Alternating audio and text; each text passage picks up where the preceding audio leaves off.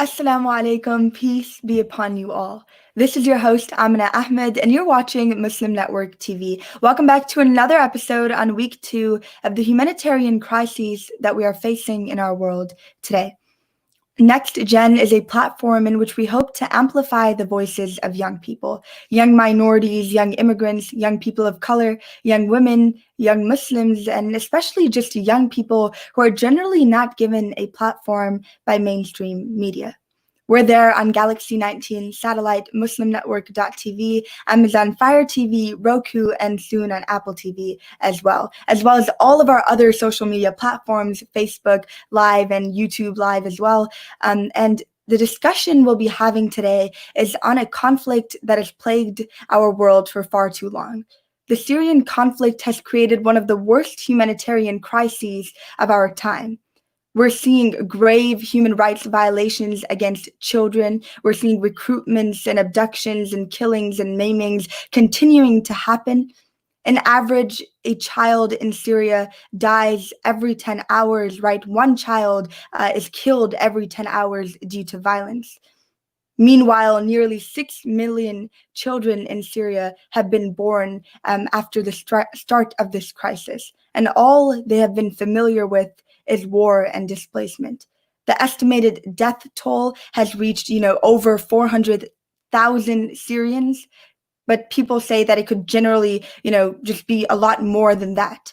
The UN Refugee Agency estimates 5.6 million people who have fled as refugees from Syria. This is the same regime that has allegedly deployed chemical weapons against his own people. But the unfortunate situation is the fact that the media has been so hesitant to report any of this happening in the first place. The reality is, even though media coverage decreases, the Syrian people continue to suffer. And in order to talk about the situation that we're seeing in Syria today, what we can do to help, and the human toll and cost of all of this, we have with us two young Syrian activists, two empowered Syrian activists. First, we have Haneen Abdelhafez.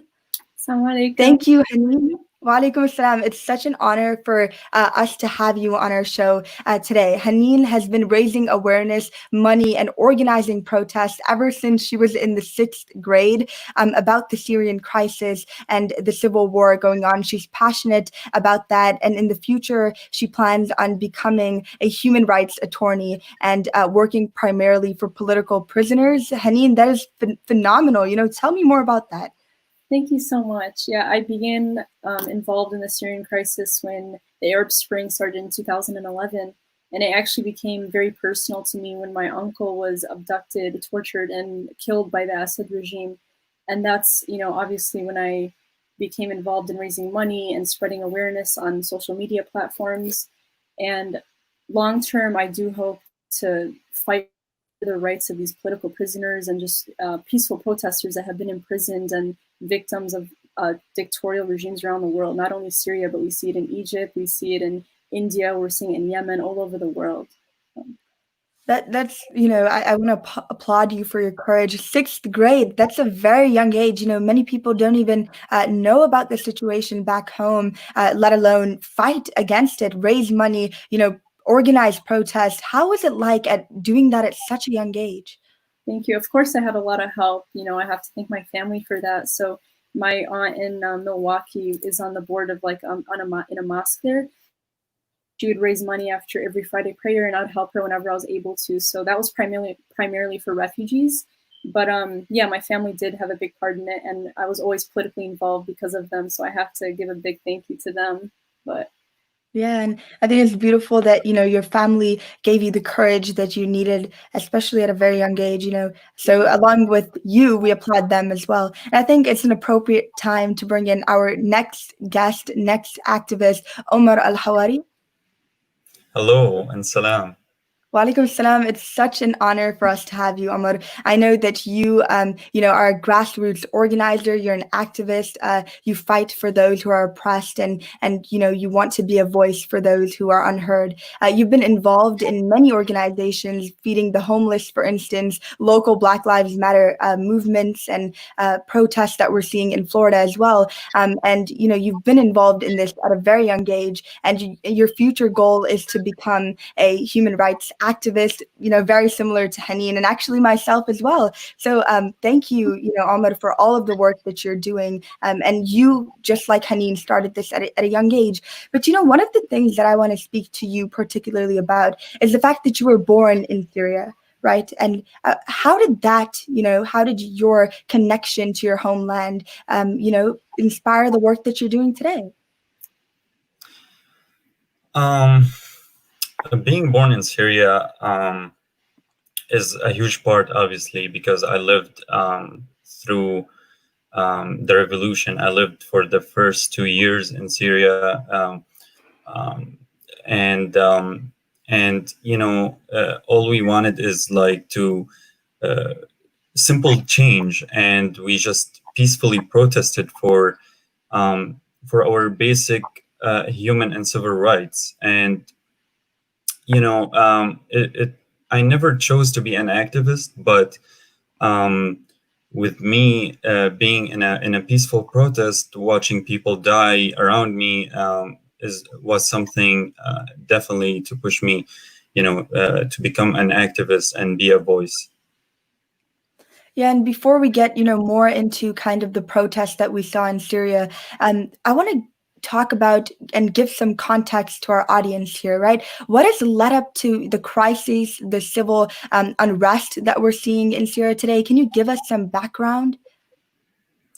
So it's really simple if you think about it. The whole Arab world was suffering and still suffering.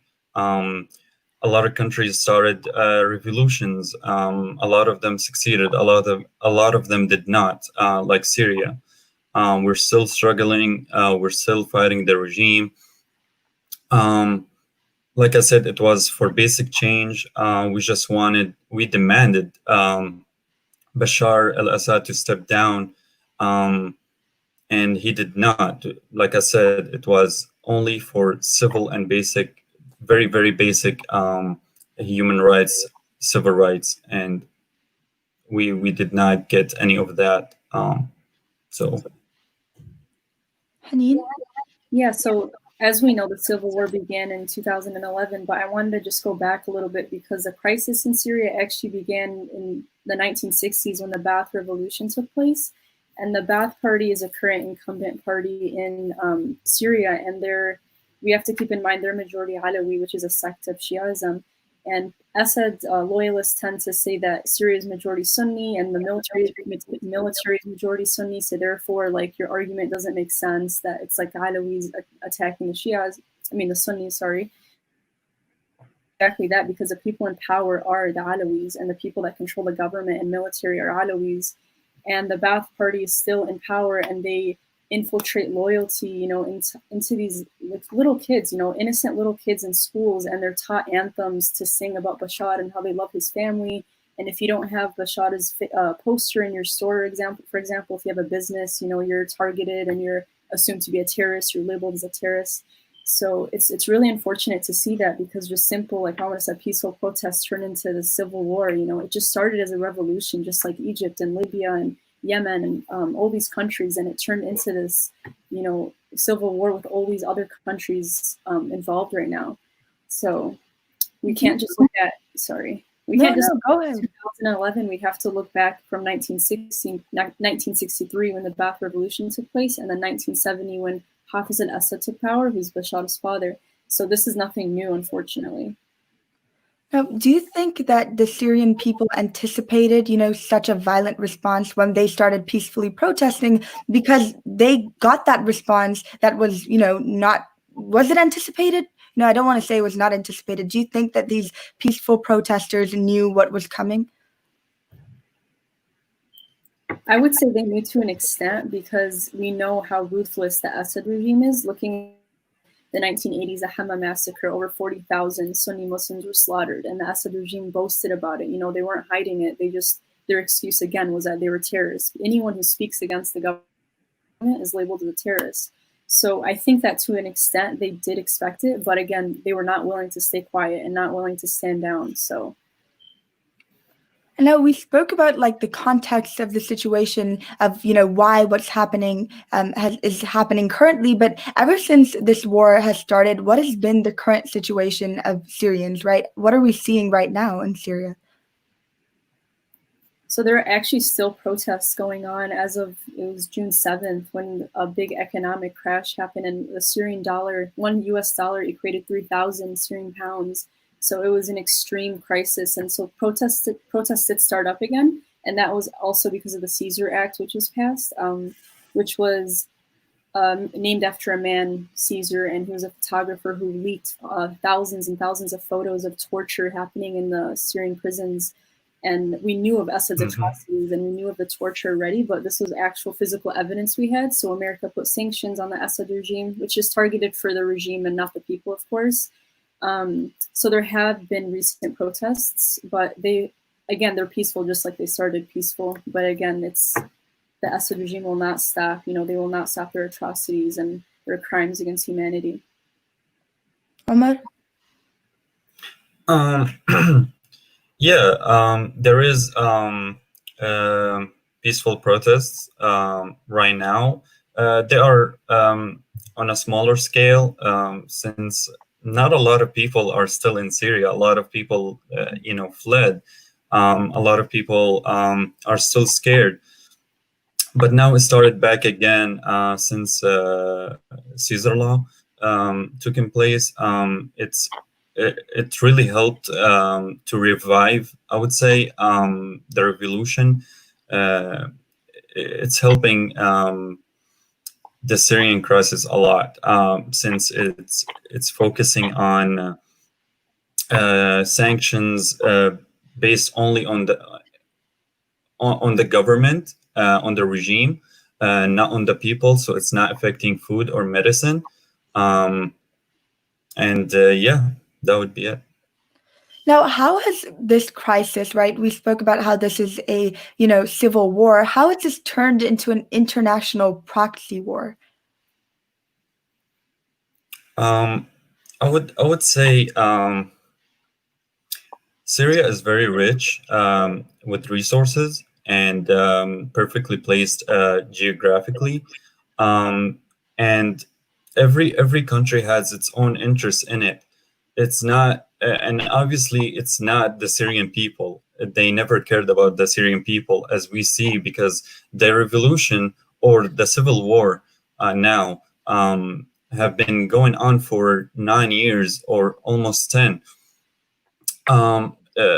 Russia is very interested in the gas and the petrol. Iran is very interested with the Persian dream. They want that again to be an empire again.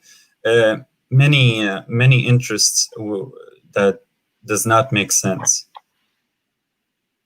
And even, let's say, like Israel, for example, they've been trying to obtain the Golan Heights for decades now, and they do own some of that land, unfortunately. But it's, like Omar said, perfectly placed strategically, and it covers 500 miles, and you're able to see basically all of Palestine from up there, so we can only imagine why Israel wants that land. So when people say that if you don't support Assad, then you support, let's say, the opposition groups and rebels, then you automatically support Israel and you're Zionist, they have to understand Israel's there for their own personal interests, just like America's there for their own personal gain, and everyone is doing everything just for themselves, Iran and Russia, like Ahmed mentioned. So it did turn into, unfortunately, an international proxy war, but no one is there for the Syrian people, and no one is trying to liberate the Syrian people. Now, what about the position of the United States in all of this? Are they, I know that they've taken some strong stance against Assad's regime, but how about now? Are they still, adamant on opposing Assad, or? I would say they are to an extent, like with the recent Caesar Act and the sanctions that they're placing on the government. However, if they truly cared about the Syrian people and refugees, for example, we wouldn't be on the ban list. Like Trump would not place us on the ban list, for example, and several other things. Or Soleimani, being assassinated. That was good for the Syrian people. We were happy. He's the one who was training training the military, and he was very close to Assad, and he wanted to move Shias into the place where Sunnis were removed in Idlib, for example. So it was just basically an ethnic cleansing he was sponsoring. So again, that did happen and that was good for us, but it wasn't for the right reasons. So. And other countries in the Middle East as well, are they just watching, at these so-called Muslim countries, are they just watching and supporting, the slaughter of their innocent brothers and sisters? What is their role in this, international proxy war? I would say in terms of refugees, like Egypt, for example, has accepted millions of refugees. They've been like the best in that aspect. Not sure about really any other countries doing anything for the Syrian people, and the governments, again, are not speaking out. They're doing the bare minimum, like opposing the regime and speaking out against them. But again, no one's really coming together to make change. Yeah, like other countries, like Lebanon and Jordan, yes, they took refugees, but they did not really, provide the best,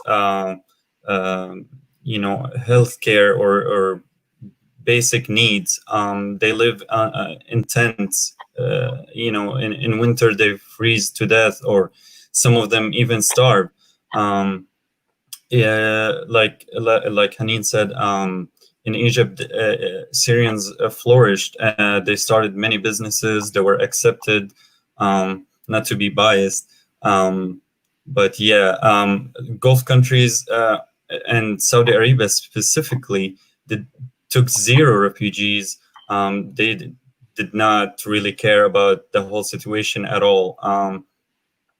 Turkey took many refugees, which helped a lot, and that's really it. So we really didn't see any help from any Muslim or non-Muslim country.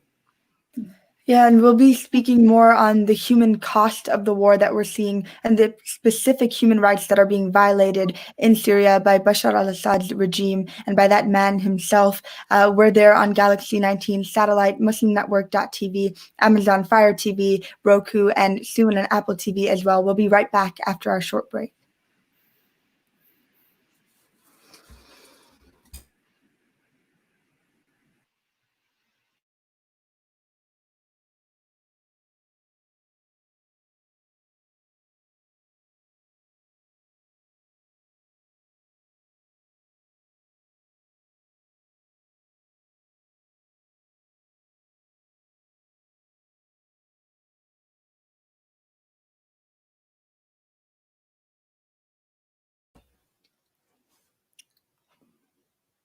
Welcome back to NextGen. We're here discussing the situation that we're seeing in Syria currently.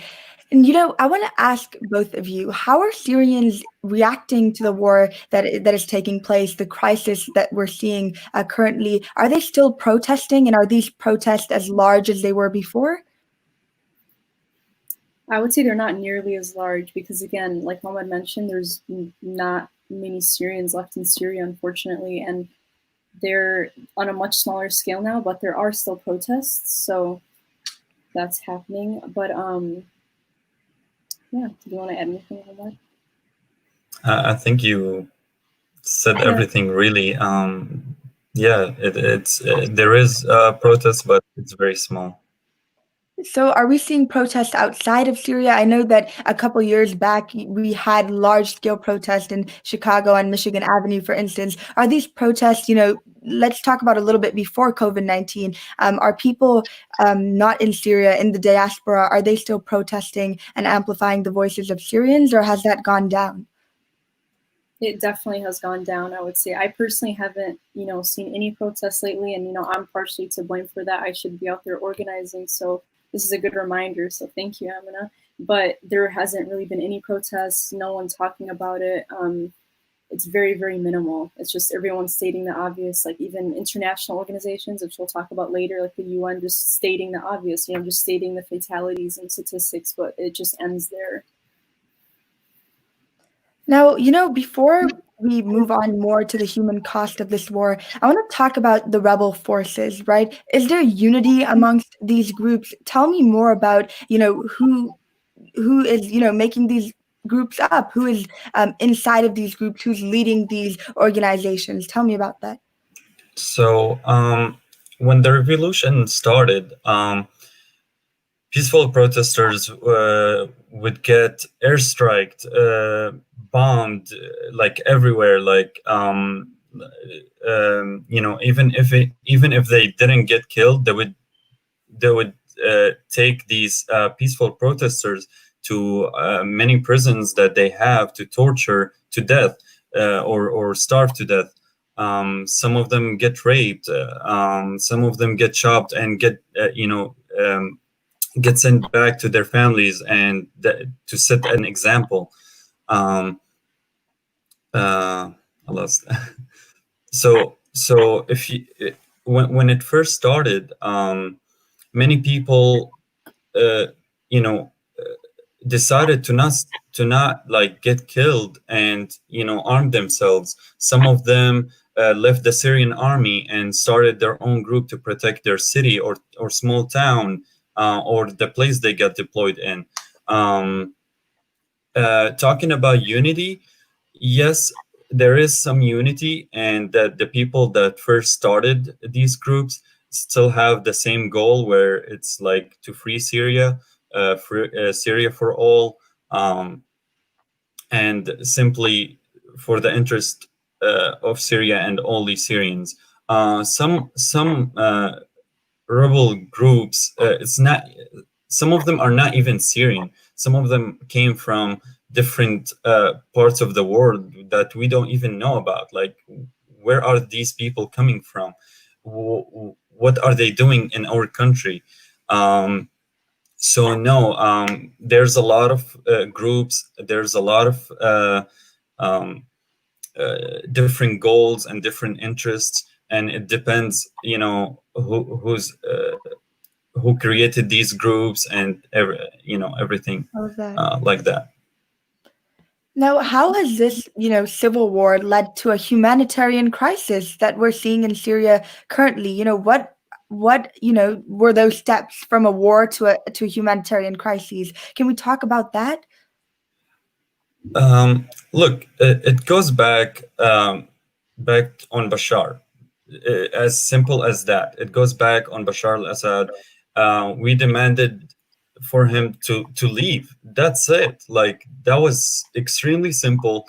We told him, like, we want change. We don't want you anymore. The Assad family been controlling Syria for 50 years now.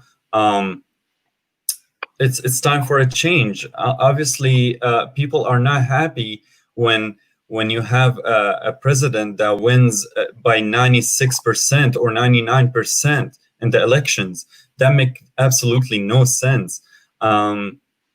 So saying that, I lost my thoughts. No, but I understand where you're coming from. The fact that, we can't put this blame on the Syrian people because they did their part, right? They were peacefully protesting. But then we see a dictator, taking kind of his control and asserting it, without any concern for his people. My question to you is, do we see the end of this, war? Is it near? I mean, with the Caesar law, with the sanction that being enforced on the government and the regime, it is definitely something very positive for the Free Syrians. I'm sure it will have a positive impact and results. I'm not sure when it will end, but we are hoping it's soon. We believe the only solution is for Bashar al-Assad to be nowhere near Syria. Yeah. I think And I think it is hard to tell like where the end is and if the end is near. Of course, we hope that it is. But with the Assad family, you know, controlling over 70% almost of Syria's entire wealth and just all this corruption and, you know, Russia and Iran backing up Syria, it's very hard to tell. There were alleged reports of Russia saying that it's time for Assad to step down. So I'm not sure how accurate those reports are, but that does give us some hope.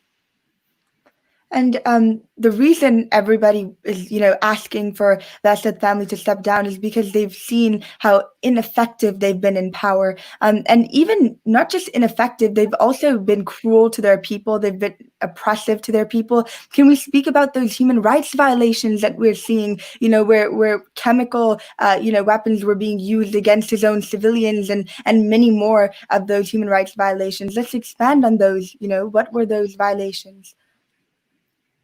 It's almost like which human rights violation was not violated by Assad and his family, you know, the unlawful killings, the torture, the arrests, and these are on this like a massive scale. These are millions and millions of civilians. It's not just a one-off. So which human right was not violated? Our private property is taken away from citizens. They're looted, destroyed.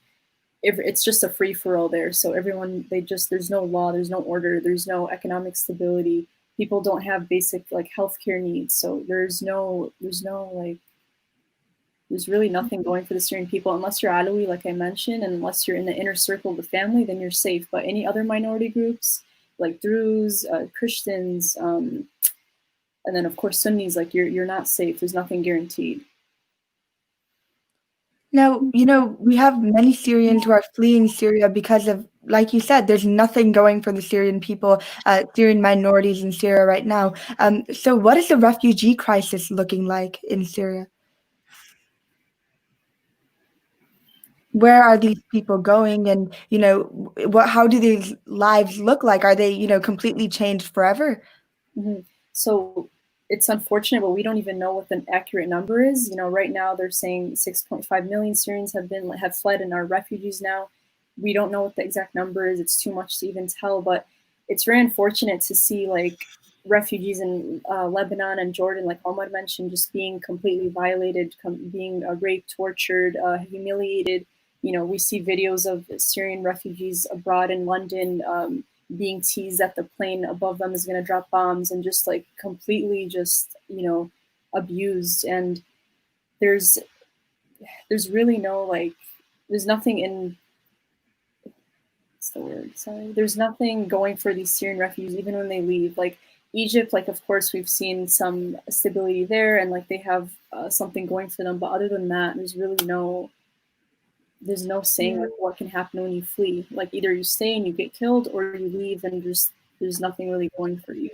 So it's very unfortunate. Yeah, and I really want to add, refugees really don't want to leave their home. That was never their plan in a million years. All they want is something like a place to live, a safe place for their kids to grow and go to school, have healthcare.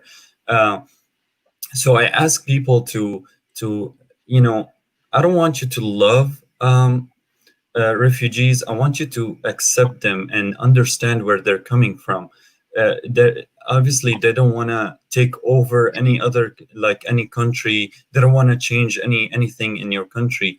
They all want just a safe place to live. They just want to exist. Omar, that's definitely a beautiful message, especially for people here in the States where we see a lot of discrimination, being targeted to the few refugees that are even allowed to come in to this country in the first place. But what about the relief that's going, back to Syria? Is most of that relief from local, aid groups, or is it coming from the diaspora, coming from people, Syrians or other Muslims in the States? How does that work? I would say majority is coming from the diaspora and like the refugees that are in Europe, for example, because those are ones that they lived through it. They know exactly what happened. And now they're speaking out. They're using their social media platforms. They're doing what they can to just get their voice out there and give a voice to other refugees and, the ones that are, and then just people that are still unfortunately in Syria dealing with Assad and his ruthless regime. So I would say most of it is coming from the diaspora. Yeah, and we'll be speaking more on the solutions that need to be implemented in order for us to see justice for the Syrian people right after our short break. We're here with Haneen and Omar, and we'll be right back.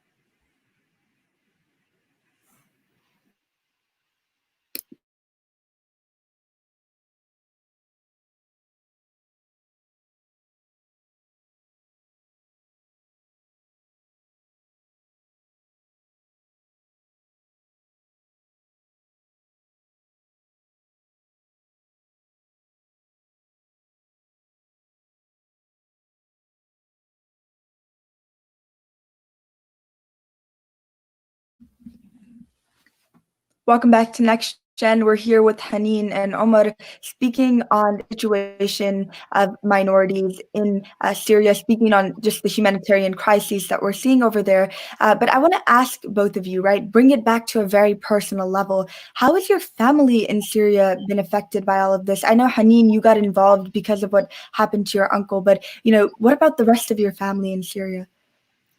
Thankfully, my uncle's family now is safe. I mean, look at the cost that had to happen for them to be safe, though they're just too scared to speak out. They can't speak out.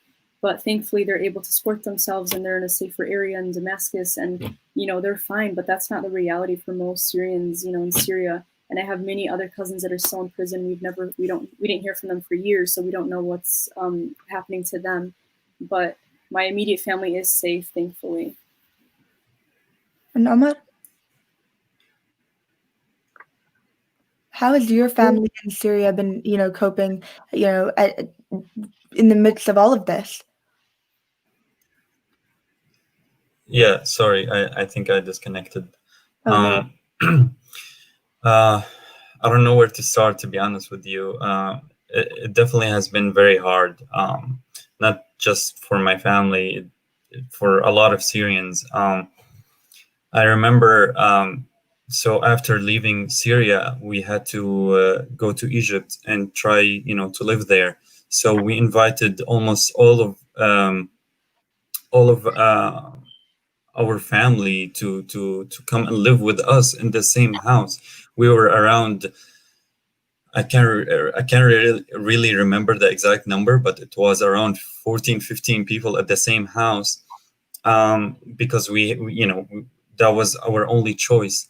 But most of the people that, or my family that's still in Syria, honestly, no one is still in Syria. Maybe one uncle, and that's it. All of them have fled. All of them are spread around the world. No one is with the other. We miss them a lot, obviously. I can't even remember how they looked. It's been nine years, and it just pretty hard. And yeah. You said that, many of your family is spread across the world because they've fled this crisis. You don't even have much family back home, anymore. And that kind of shows you the situation that many Syrians are facing. But as Americans, right, where do we stand in all of this? As Americans who want to implement change, who want to see a Syria that is just for all, where do we start? In America, we're fortunate enough to have our First Amendment rights and we're, our freedom of speech. So we really need to use that to our advantage and amplify the voices of those who, for one, can't speak, for in fear of their lives, or, they're not able to, they're, for example, refugees, or they're just trying to get their lives in check. And we have to be that voice for them. And we have to use our, rights and our privilege to speak for them. So as Americans, I would say, just speaking out however you can, whenever you can, continuing to organize protests, continuing to raise money and, donate to refugees and fund even local refugees if you know of. We have to start within our own communities. So starting locally, and then, it will turn into a widespread effort, hopefully, if we're just united and use our voices together. Yes, exactly. I just want to add, like Haneen said, freedom of speech was something we never heard of. We don't know what freedom of speech is, really. If you speak your mind, if you criticize Syria or the regime in any way, you will be called a terrorist or something like that. What's really funny is the Ba'ath party. Their slogan is unity, freedom, and socialism. It was never one of these. Like, they are nowhere near unity, nowhere near freedom, nowhere near democracy. None of that. So on paper, they seem to be so democratic, but in reality, we're seeing a dictatorship type of regime in Syria right now.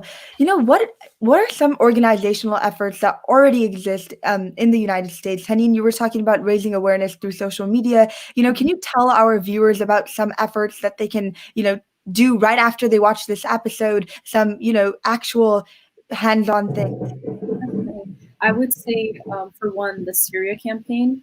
They're, on the ground in Syria. They work with the White Helmets, who we know are like the most trusted, and just they're literally. It doesn't matter what religion or what political background you come from. They're out there saving lives. They're in the midst of all of it. So I would say the Syria campaign and White Helmets are really good to follow and to keep up with. And honestly, it seems like something simple, liking and retweeting or just tweeting about something or posting on Facebook, but it really goes a long way, especially, let's say Facebook with most of the older generation, and to just spread awareness for them and for them to see, because just because it doesn't affect you or you don't know about it doesn't mean it's not happening. So if anything, it's only getting worse. So keeping up with these organizations and staying up to date with the events is really, really critical. Now we're speaking a lot about, like Haneen said, these grassroots level organizations, but, taking it back to the bigger picture, what can international human rights organizations learn from all of this? How can the UN, for instance, respond more efficiently? Because obviously we saw a lot of condemning of what's happening, but not a lot more than, a few NGOs and things of that sort. So how can we ensure that these international organizations are effectively countering these crises? Like you mentioned, Amina, all it is stating the obvious, condemning the actions of the regime. So that's clearly not enough. The situation is only worsening. So we really need to get out there and, speak to our congressmen and women. And, because I said, like I mentioned, it starts on a small scale. Of course, we're not going to be able to, influence the UN straight off the bat, but we have to start on a small scale and speak to our congressmen and women. We have to get our voices out there, amplify our voices. And it's unfortunate and it's kind of hopeless because, for example, Syria is not a part of the International Criminal Court. So it's not like Assad can't even be tried really for what he's doing. There's only so much we can do because the system really needs some reforming and like a lot of changes. But if we do start on a small scale and, we're able to have a lobby and influence lawmakers, that can be a really good start.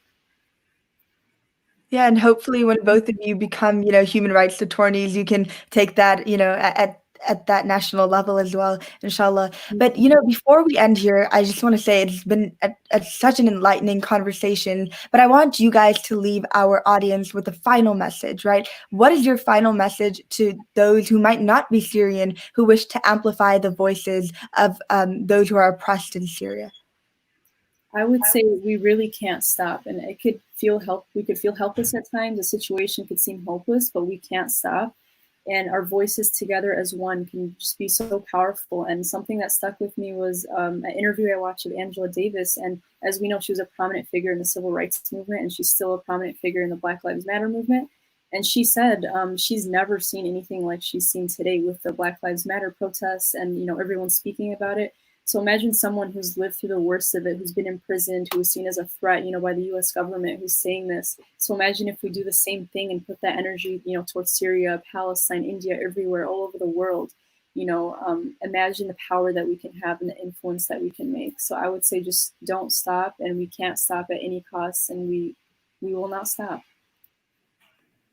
And Omar, I want to hear your final message as well. Yes, Haneen said it perfectly, really. Unity is key. I need people to understand that with unity, you can achieve so many things. Like the people need to wake up and just think about it as together we have together we can be very, very powerful. Together we can achieve many things. So you as a listener, or in the audience, you can just simply care about a small cause, and by caring, you can reach your government, reach other organization, and by doing that, you can put focus and raising a lot of awareness to a lot of crises, to a lot of issues, to a lot of to many things, basically. And I just really want to say, for the listener, to care about people. When you care about people, I promise you, you will get rewarded. And that's it, basically. Yeah. Thank you to both of you. Both of you are incredibly inspiring to me personally, right? Seeing two young Syrian activists who are doing groundwork, who are organizing, is empowering. So thank you to both of you. And to our audience, thank you for listening. And we'll be back tomorrow with our last episode on these 2 weeks of humanitarian crises. Stay tuned. Until then, stay safe, and assalamu alaikum. Peace be upon you all.